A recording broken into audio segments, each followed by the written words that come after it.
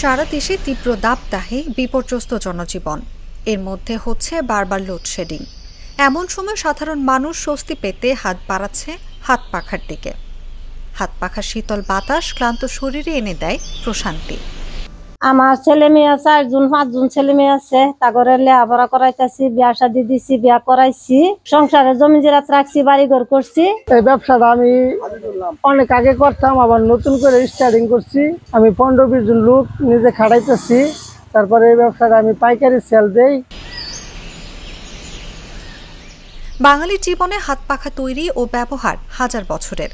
এখনো গ্রাম থেকে শুরু করে শহরের প্রতিটি বাড়িতেই দেখা মেলে নানা কারুকাজ আর রং বেরঙের হাত পাখার ব্যবহার।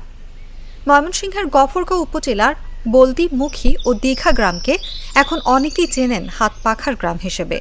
হাত পাখা তৈরি করে বদলে গেছে ওইসব গ্রামের মানুষের জীবন। নকশি হাত পাখা তৈরি ও বিক্রি করে নিম্ন আয়ের মানুষের জীবন এসেছে সচ্ছলতা। বানাইতারি মনে হরুন গরু বছর আছে, কাম কাজ করে 10টা-12টা, একটা মনে হরুন 30 টাকা। আমি এই পাঙ্কার জগৎ আজকে 26-27 বছর ধরে পাঙ্কার ব্যবসা করি। আমি কুষ্টিয়া, দিনাজপুর, পাবনা, এই চিটাগাং এই সমস্ত এলাকা আমি পাঙ্কালিয়া মেলা বাণিজ্য করছি। জানা যায় এই গ্রামগুলোতে নকশি হাত পাখা তৈরির কাজ শুরু হয় প্রায় 30 থেকে 35 বছর আগে জামু নামে এক নারীর মাধ্যমে। এখন সেখানে হাত পাখা তৈরি করে জীবিকা নির্বাহ করছেন কয়েক হাজার পরিবার।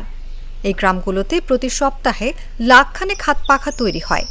নানা নকশায় শোভিত এসব হাত পাখাকে বলা হয় নকশি হাত পাখা।